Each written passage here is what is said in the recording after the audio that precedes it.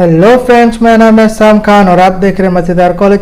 Previous lecture में हमने देखा था बैंक और टाइप्स ऑफ बैंक के बारे में। आज के इस लेक्चर में हम बात करने वाले हैं primary function of commercial bank के बारे में।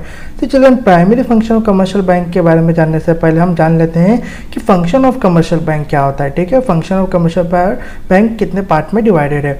Okay, see functions of commercial bank 2 parts में डिवाइडेड है चिल्ड्रन। सी सबसे पहला क्या आता है, सबसे पहले आता है प्राइमरी फंक्शन। ओके, अब प्राइमरी फंक्शन भी 2 पार्ट में डिवाइडेड है। सी सबसे पहला ए एक्सेप्टिंग डिपॉजिट, ओके, और B granting of loans and advances. आई बात समझ में क्लियर हो गया। अब जो सेकेंड फंक्शन है उसको हम बोलते हैं सेकेंडरी फंक्शन। ओके, तो ऐसा 2 फंक्शन में commercial function of commercial bank जो है वो 2 फंक्शन में डिवाइडेड है, प्राइमरी फंक्शन में, सेकेंडरी फंक्शन में। ठीक है, प्राइमरी में 2 पार्ट आते हैं, accepting deposit, granting of loan and advance, और सेकेंडरी फंक्शन में आता है एजेंसी फंक्शन और बी यूटिलिटी फंक्शन। आई बात समझ में क्लियर हो गया। सो आज के इस लेक्चर में हम बात करने वाले हैं primary functions of commercial bank के बारे में। ओके, तो चलिए चिल्ड्रन देख लेते हैं primary function of commercial bank क्या होते हैं। सी अब आपको पता है कि ये 2 पार्ट में डिवाइडेड है। सबसे पहला पार्ट क्या था, एक्सेप्टिंग डिपॉजिट। ठीक है, तो चलिए देख लेते हैं इसके अंदर कौन से पॉइंट्स आते हैं।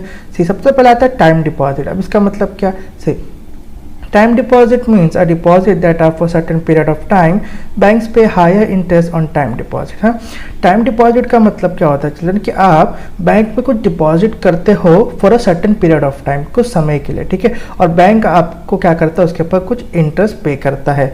आई बात समझ में क्लियर हो गया। See, this deposit can be withdrawn only after a specific time period is completed by providing a written notice to the bank।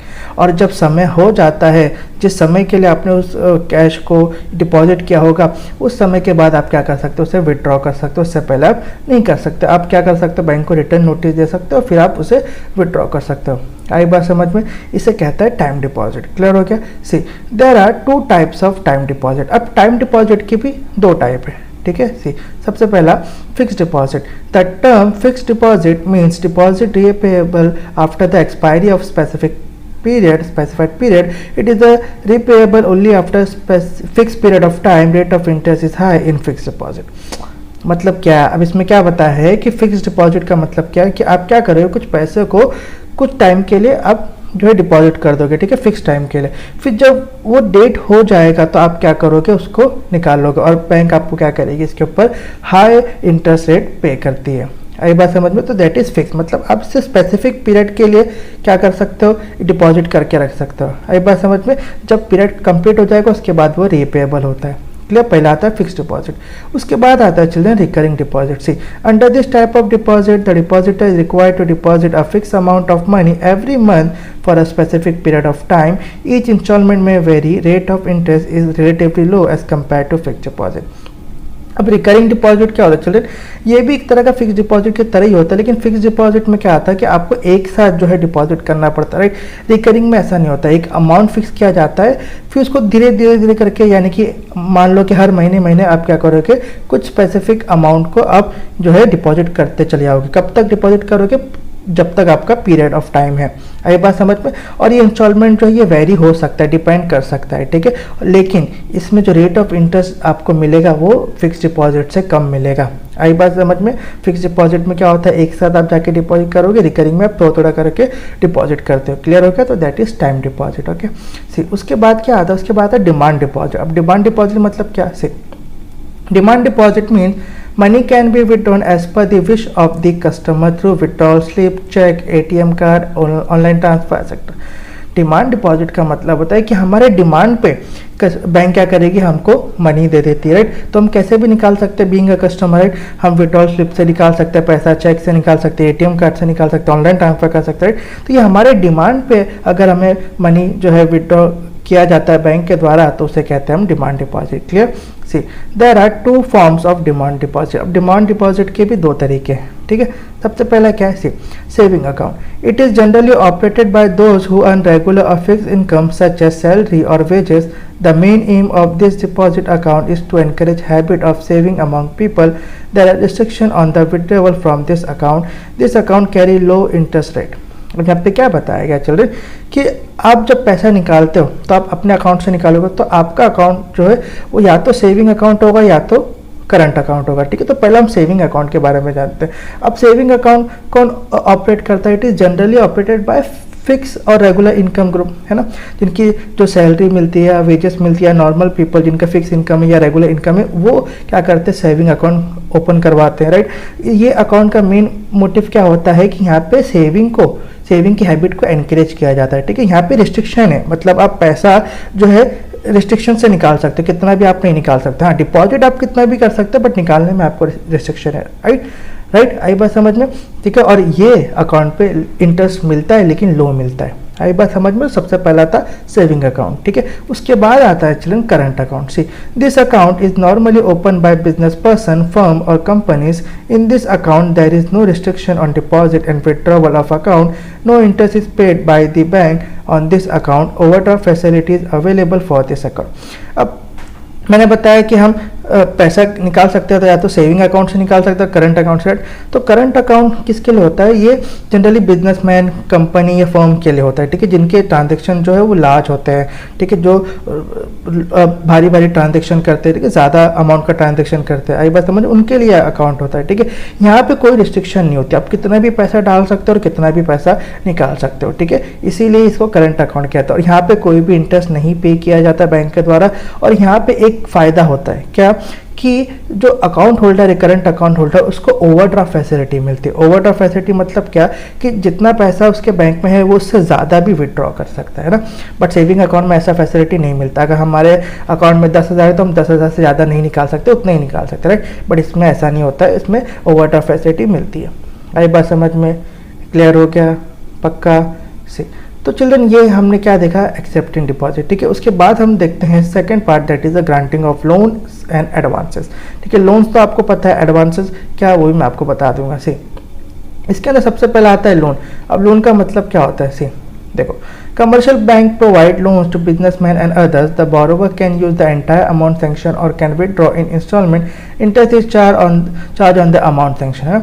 Commercial bank अब क्या करेगी, बिजनेसमैन को या बाकी सबको लोन भी दे सकती है, ठीक है। ये लोन आप चाहो तो एक साथ निकालो, इंस्टॉलमेंट में निकालो, एक बार समझ में, और उसके ऊपर इंटरेस्ट चार्ज करती है बैंक, है ना।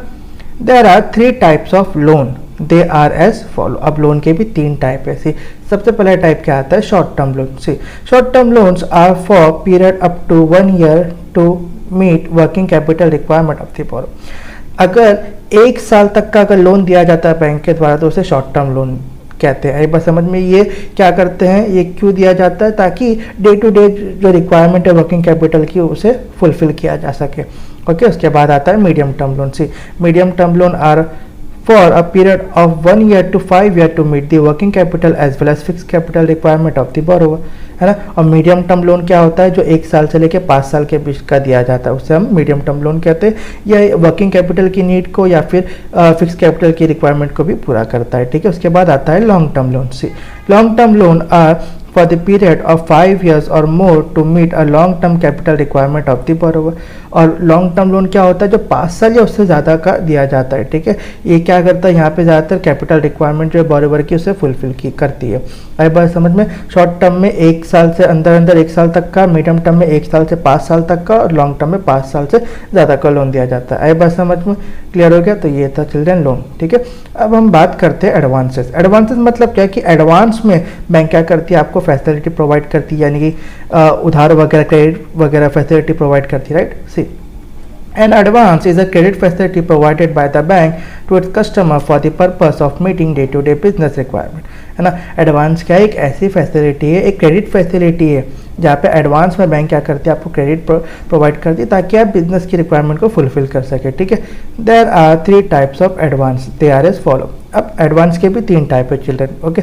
सी, सबसे पहला क्या, overdraft. Under overdraft facility, the bank allows its customer to withdraw an amount up to a particular limit, that is, to withdraw more than the amount of credit balance in his current account. जैसे कि मैंने बोला, overdraft facility किसको मिलती है, सिर्फ current account holder को मिलती है। और ओवरड्राफ्ट में क्या होता है कि जितना बैंक करंट अकाउंट में है वो उससे ज़्यादा भी निकाल सकता है। ये बात समझ में, तो ये एक एडवांस ही हुआ ना, कि मतलब वो आपको क्रेडिट फैसिलिटी प्रोवाइड कर रही है, right, in the form of overdraft, okay, ठीक है। चलिए, उसके बाद आता है discounting bills of exchange. The drawer of bills of exchange or beneficiary can discount the bill with bank and obtain an advance. On the due date of the bill, the bank will recover the amount from the drawee, है ना।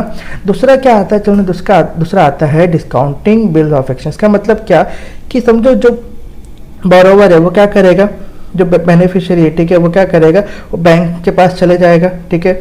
Bank क्या करेगी, बदले में उसको bill बना के दे देगी, ठीक है।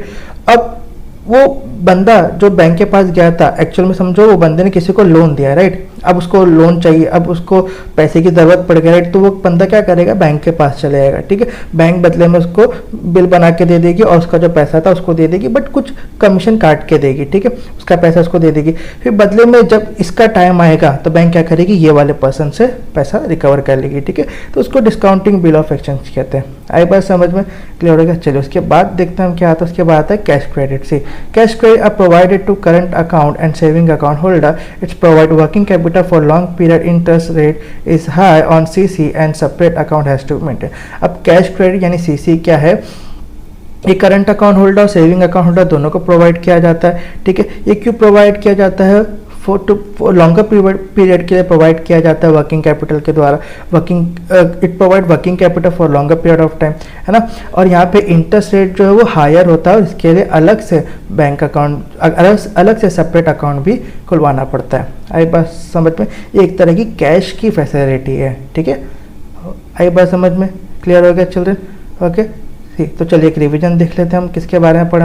हमने पढ़ा primary functions of commercial bank के बारे में। उसके अंदर सबसे पहले क्या आता है, एक्सेप्टिंग डिपॉजिट। उसके अंदर क्या आता है, टाइम डिपॉजिट, है ना।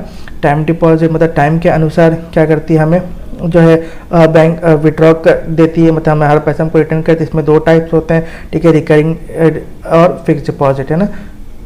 और आई बात समझ में, फिक्स डिपॉजिट होता है और दूसरा रिकरिंग डिपॉजिट होता है। क्लियर हो गया। उसके बाद हमने क्या देखा, डिमांड डिपॉजिट। डिमांड डिपॉजिट में क्या होता है कि हमारी विश पे हमको मनी विड्रॉ मिलता है, राइट। इसमें दो टाइप देखे हमने, सेविंग अकाउंट और करंट अकाउंट। आई बात समझ में। उसके बाद हमने क्या देखा, granting of loans and advance, ठीक है।